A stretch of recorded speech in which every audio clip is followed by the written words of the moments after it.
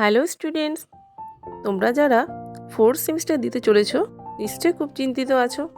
এই fourth semester নিয়ে চিন্তার কোনো কারণ নেই। তোমরা সকলে তো সেকেন্ড সেমিস্টার দিয়ে এসেছো, সেই রকমই ফোর্থ সেমিস্টার হবে, টোটাল 40 মার্কসের।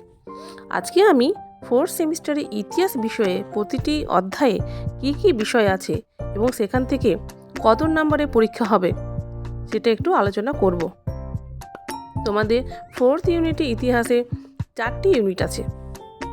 যেহেতু তোমরা থার্ড সেমিস্টারে 2টো ইউনিট পড়ে এসছো, ইউনিট 1 ইউনিট 2, তাই ফোর্থ সেমিস্টারে ইউনিট 3 ইউনিট 4 ইউনিট 5 এবং ইউনিট 6 এই 4টি অধ্যায় আছে। ইউনিট 3-তে আছে বিদ্রোহ সমূহ এবং ব্রিটিশ রাজ, অর্থাৎ 1857 খ্রিস্টাব্দের মহাবিদ্রোহ সম্পর্কে এখানে বিস্তারিত আলোচনা করা হয়েছে। এই অধ্যায় থেকে 3 নম্বরে প্রশ্ন হবে একটা, 4 নম্বরে প্রশ্ন হবে একটা।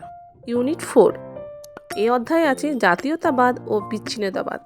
এই অধ্যায়ে আলিগড় আন্দোলন, মুসলিম লীগের জন্ম, হিন্দু মহাসভা, ভারতে বিচ্ছিন্নতাবাদী রাজনীতির উদ্ভব, পাকিস্তান গঠনের পথে, এই সমস্ত কিছু আছে। এছাড়াও জাতীয় রাজনীতির উত্থান, প্রাক 1917 খ্রিস্টাব্দ এবং 1917 খ্রিস্টাব্দের পরবর্তী থেকে স্বাধীনতা পর্যন্ত ভারতের প্রথম বিশ্বযুদ্ধের প্রভাব, ভারতের স্বাধীনতার প্রস্তাবনা। এই অধ্যায়ে থেকে প্রশ্ন আসবে 3 নম্বরে একটা, 4 নম্বরে 2টো, 8 নম্বরের একটা, টোটাল 19 নম্বর। ইউনিট 5-এ আছে নতুন যুগের সূচনা, স্বাধীনোত্তর ভারত, ভারতীয় সংবিধানে উল্লেখযোগ্য বৈশিষ্ট্য, ভারতের বিভিন্ন পঞ্চবার্ষিকী পরিকল্পনা, নেহেরু রিপোর্ট, নির্জোট আন্দোলন, উদারীকরণ ও 1990 দশকে ভারতীয় অর্থনীতি সংস্কার।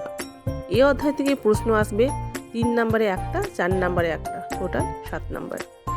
এরপরে ইউনিট 6, এই অধ্যায়ে আছে জাতি গঠন ও সংশ্লিষ্ট দৃষ্টিভঙ্গি, 1971 খ্রিস্টাব্দে ভারত পাকিস্তান যুদ্ধ, স্বাধীন বাংলাদেশ রাষ্ট্র গঠন ও ভারতের উপর তার প্রভাব।